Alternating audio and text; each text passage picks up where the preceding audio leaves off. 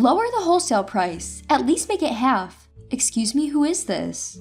One evening, while having an early dinner with my in-laws and husband, the home phone rang. It was unusual for the phone to ring at this hour. Puzzled, I answered, and the woman on the other end began speaking aggressively. When I asked for clarification, she shrieked, "How dare you ask who I am? You're so rude!" Well, I don't know who you are if you don't introduce yourself. My in-laws looked worried, and my husband gestured. Do you want me to take the phone? I shook my head. I should be able to handle it without hiding behind my protective husband. Could you please tell me your name? When I calmly asked again, the woman became hysterical. I can't believe you don't know who I am. I'm never buying your eggplants again. I'll use cheap imported ones from now on, so goodbye. She didn't identify herself, but I realized who she was when she mentioned eggplants. She was likely the wife of the president of the pickling company I had been dealing with for 15 years, and with whom I had an exclusive contract. With the president gone, she was the only one who would bring up the contract. It's difficult to change things suddenly. We have an exclusive contract, and using locally grown special eggplants is what makes it popular, isn't it? Wouldn't it be bad to use imported ones? Idiot! Consumers don't know the difference between domestic and imported. I can buy imported ones for less than half your price. You're overcharging. At that point, I became angry. Overcharging? My eggplants can't be grown elsewhere, and the price is fair. No way. Anyone can grow eggplants in a home garden. It's a crime to sell such an affordable vegetable at such a high price. Be thankful you're not being sued. I'm canceling the contract. What an incredibly rude person. Fueled by anger, I said, "Are you sure about canceling the contract? I won't be responsible for any regrets." No regrets. I'll make more money using cheaper imported eggplants. I'm relieved to be rid of an overcharging farmer like you. Stay away from us. What was that phone call about? As soon as the call ended, my husband, concerned, asked me, "What happened, Catherine? We heard a woman yelling. Are you okay?" My mother-in-law frowned. I began explaining to my family. I'm Catherine, 49 years old. I am a full-time eggplant farmer for pickles. I've been married to my husband, the eldest son of a rice farming family, for over 20 years. Our daughter lives alone in the city as a college student, and our son just got a job in the city after graduating from college. My son told me, "I'll come back when I find a bride," but I don't rely on that too much. My energetic in-laws and husband, who are approaching 80, are growing rice in their family home, while I and some part-timers are growing eggplants for pickling. The start of eggplant production was 15 years ago. In my hometown, small pickling eggplants have been famous since ancient times. However, these eggplants, while incredibly delicious, were known to be difficult to cultivate. They were weak against diseases and pests and would wither quickly. When I started selling them in small quantities at local direct sales outlets, I was approached by a local pickle company to enter into an exclusive contract. Due to the difficulty of cultivation, the exclusive contract offered a considerably higher price than selling regular eggplants in the market.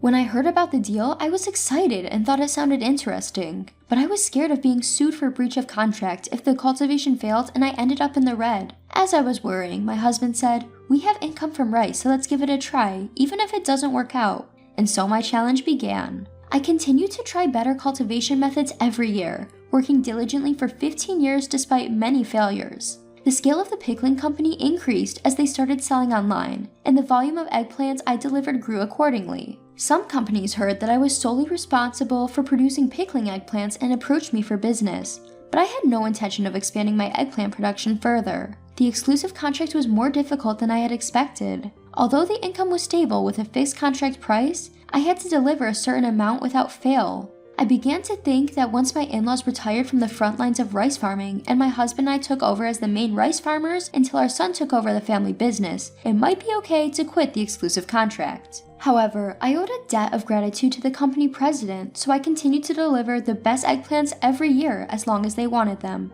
But last month, the situation changed drastically. At the beginning of last month, the company president collapsed at the factory and never returned. The president passed away last month, right? Hasn't it been 49 days yet? My mother-in-law murmurs. It was so sudden, poor thing. My mother-in-law sympathizes with the president, making a pained face. It's a relief that there's a successor, but he won't be able to return for a while, right? To my husband's words, my father-in-law responds. He was training at another pickling company. The president's son, who was supposed to become the next president, is studying know-how at another pickling company and is in charge of important transactions, so he can't quit right away. While the son is away, the president's secretary and executives were discussing how to keep the business going when the president's wife suddenly interfered, causing turmoil within the company, which I had also briefly heard about. I wonder if the president's wife can't mourn her husband's sudden death or observe a period of mourning. She should have other things to do. Everyone nods in agreement with my mother-in-law's grumbling. Anyway, I'll check the situation. I'd be in trouble if the contract was unilaterally terminated. I called the president's secretary the next day. Did you get a call too, Catherine? I'm so sorry. You seem very tired. Are you okay? The president's secretary, who usually had a lively atmosphere, had a quite downcast voice. It's not okay. I think our company is going to go bankrupt. I've been let go, so I can't help anymore. I'm sorry. What? What do you mean you're being let go? When I asked in surprise, I was told that the president's wife was the cause. The president's wife, without understanding the basics of management, made unreasonable demands on various business partners and repeatedly harassed the employees. Originally, the president's wife was selfish and had a tough personality. The president knew about her personality and never let her be involved in the business. Now that the president is gone, the company is in chaos. The ideal company for the president's wife is one where she only makes money. She only thinks about how to use business partners and employees as cheaply as possible. There's no way a company can run like that. The president's secretary complained and continued. You should give up on them, Catherine. With your eggplants, you'll find new business partners in no time. But we have an exclusive contract, and I was planning to deliver properly at least this year, for the late president's sake. When I added that last part, the president's secretary sighed. I never thought the president would pass away so suddenly. It's really terrible now because of the president's wife. Longtime employees and part-timers are being forced to quit. Older people can't work as much as young people, and regular employees cost money. She's trying to hire only cheap foreign workers. Our pickles taste is our selling point, so there's nothing more valuable than experienced employees. Talent is treasure. Even though there's an exclusive contract, she doesn't understand common sense. It's best to get away. That's how far it went. I was horrified. After the call, I immediately consulted with my husband. Maybe it's time to cut ties, but there's the contract. My husband muttered with a troubled face. Yes, we've exchanged official documents. A few days later, we officially received documents stating that the pickle company was breaking the contract. What is this? Even to an amateur, this looks like nonsense, doesn't it? I thought the secretary was a decent person. The documents were so sloppy that we couldn't help but let out these words. Seeing that, both my husband and I made up our minds. We're not at fault, and luckily, it's before planting season, so it might be a good time to quit. My husband's words made me lean towards quitting, but I was worried about the reduced income over the summer, the part-timers, and various other things. We had struggled and experimented until now, and things were finally going well. I didn't find it amusing to be suddenly forced to quit for such an unreasonable reason. My husband nodded at my words. Let's think about income and the future later. I can't forgive the way she treated you, Catherine. It's their loss. They can't have cheap, low-quality imports bought just because they're cheap and the highest quality products made by us farmers with pride lumped together. That's true. So, my husband and I decided to stop the exclusive contract from this year and not deliver eggplants even if they begged. Then summer came. After I quit the exclusive contract, several pickle companies immediately offered contracts, and my husband and I carefully considered and contracted the best conditions, increasing our income by about 20%.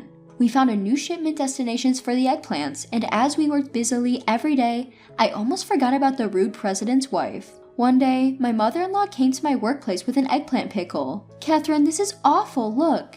It says locally produced, but that's not true, right? My mother-in-law brought this year's eggplant pickles from the pickle company. They said they'd use imported ones, but it says locally produced here. I was surprised when I looked at the package. Let's try it anyway? Upon my mother-in-law's suggestion, my father-in-law, husband, and the part-timers gathered to taste it, and the flavor was completely different than before. There's no way this is locally produced. First of all, it's not bite-sized. They're using large eggplants and pickling them. They're treating consumers like fools. My mother-in-law asserted with a stern face. The taste is strange too. It doesn't feel like it's just gone bad, it's like it's gone rotten. The part-timer also made a harsh comment. Could it be that the president's wife is lying about the imported products being local? But honestly, I thought she might do something like that. A few days later, during dinner, the phone rang again. Hey, can you pretend you sold me your eggplants? The voice didn't introduce herself, but I remembered it. It was the president's wife. I don't remember selling you eggplants, and you're asking me to lie? Yes, if you say so, it'll save our company. Weren't you supposed to never contact me again? That was true, but things have changed. You want money too, right? I'll give you some. It's just a small favor. Her high-handed tone trying to involve me in her crime was unbelievable. No thank you. I refused and hung up, then told my husband and in-laws what had happened. Everyone grinned. My husband in particular seemed pleased. She must have regretted it right away. There's no way your eggplants and those inferior imported ones are the same. Actually, after my mother-in-law brought the pickles, I received calls from various people because I had been the one making the eggplants so far. According to information from the current pickle company, they have received numerous complaints from consumers and even been reported to the authorities. Apparently, the pickle company's in trouble now because they were internally accused of food fraud. Then a few days later, please testify that they were your eggplants. The police might investigate. I recognized the voice which didn't introduce herself from before. This time, it was almost sobbing. Well, I didn't sell them. I hung up again. The next day, a polite call came from a young man claiming to be the president's son. I'd like to meet and apologize, he said, so we decided to meet that afternoon. I asked my in-laws to do the afternoon farm work, and my husband and I waited.